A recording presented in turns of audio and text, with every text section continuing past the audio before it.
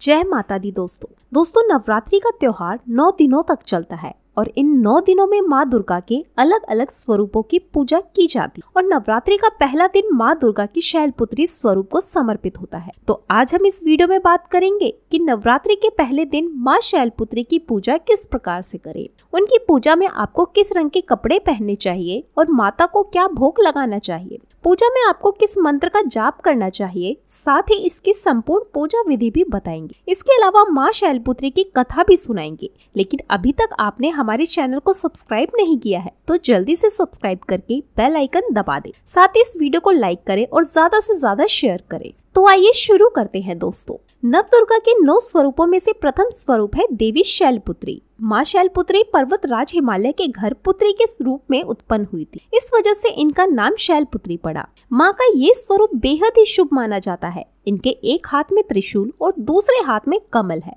और ये देवी वृषभ पर विराजमान है जो संपूर्ण हिमालय पर राज करती है। माँ शैलपुत्री को मातृ शक्ति यानी स्नेह, करुणा और ममता का स्वरूप माना जाता है। माँ बहुत ही सरल और सौम्य स्वभाव वाली है। दोस्तों, माँ शैलपुत्री की पूजा करने से वैवाहिक जीवन में सुख आता है। या जिन कन्याओं का विवाह नहीं हो रहा है वो भी माँ शैलपुत्री की पूजा करके योग्य वर की प्राप्ति कर सकती है। माँ शैलपुत्री की पूजा करके विभिन्न सिद्धियों की भी प्राप्ति होती है। माँ सौम्य स्वभाव की हैं और भक्तों की सारी मनोकामनाओं को शीघ्र पूरा कर देती है। दोस्तों, नवरात्रि के पहले दिन माँ शैलपुत्री की पूजा करते समय आपको पीले रंग के वस्त्र धारण करने चाहिए। दोस्तों, नवरात्रि के पहले दिन माँ शैलपुत्री की पूजा करने के लिए आप सबसे पहले एक लकड़ी की चौकी पर लाल रंग का वस्त्र बिछा ले और इसके ऊपर केसर से संग लिखे या स्वास्तिक का चिन्ह बना ले। फिर इसके ऊपर आप माँ शैलपुत्री की प्रतिमा स्थापित कर दें। अब माँ को रोली, कुमकुम, अक्षत आदि अर्पित करें। अब माँ शैलपुत्री को गुड़हल का पुष्प अर्पित करें क्योंकि माँ को गुड़हल का फूल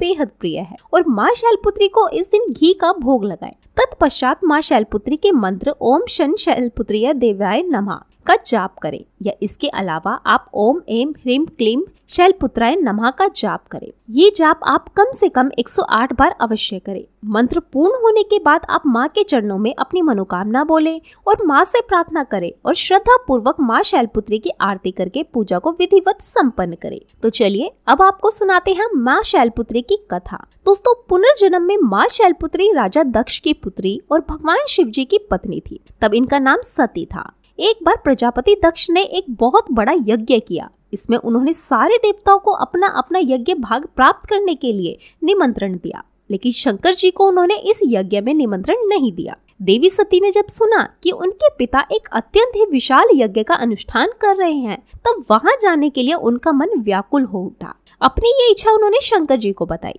सारी बातों पर विचार करने के बाद उन्होंने कहा कि प्रजापति दक्ष किसी कारण से हमसे नाराज है और अपने यज्ञ में उन्होंने सारे देवताओं को निमंत्रण दिया। उनके यज्ञ भाग भी उन्हें समर्पित किए हैं, लेकिन हमें जानबूझकर नहीं बुलाया है, कोई सूचना तक नहीं भेजी है। ऐसी स्थिति में तुम्हारा वहां जाना सही नहीं होगा। शंकर जी के ये कहने से भी सती नहीं मानी। उनका प्रबल आग्रह देखकर भगवान शंकर जी ने उन्हें वहां जाने की अनुमति दे दी। सती ने पिता के घर पहुंचकर देखा कि कोई भी उनसे आदर और प्रेम के साथ बातचीत नहीं कर रहा। केवल उनकी माता ने स्नेह से उन्हें गले लगाया। बहनों की बातों में व्यंग्य के भाव भरे हुए थे। परिजनों के इस व्यवहार से उनके मन को बहुत ही दुख पहुंचा। ये सब देखकर सती का हृदय शोक, गिलानी और क्रोध से संतप्त हो उठा। उन्होंने सोचा, भगवान शंकर जी की बात ना मानकर यहाँ आकर मैंने बहुत बड़ी गलती कर दी है।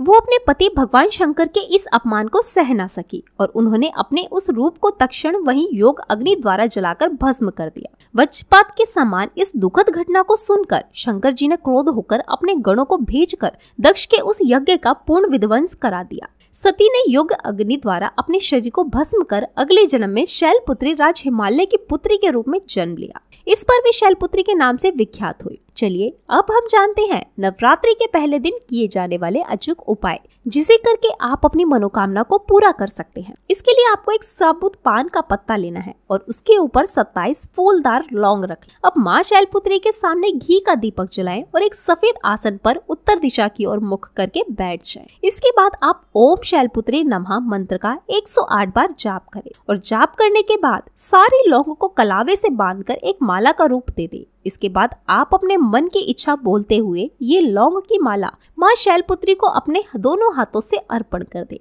ऐसा करने से आपको हर कार्य में सफलता मिलेगी और पारिवारिक कलह कलेश भी दूर होंगे और घर में धन आगमन के रास्ते भी खुलेंगे। दोस्तों, यदि आपके घर में लड़ाई झगड़े होते हैं या घर में नकारात्मक शक्तियों का वास होता है तो आप नवरात्रि के पहले दिन माँ शैलपुत्री को एक पान के पत्ते पर लौंग, सुपारी और मिश्री रखकर चढ़ा दे। ऐसा करने से घर में पॉजिटिविटी आती है और घर में सुख शांति भी बनी रहती है। तो बोलो माँ शैलपुत्री की जय। तो दोस्तों, ये जानकारी आपको अच्छी लगी हो तो कमेंट में जय माता दी जरूर लिखें और अगर आपका कोई भी सवाल हो तो उसे कमेंट बॉक्स में अवश्य पूछ लें।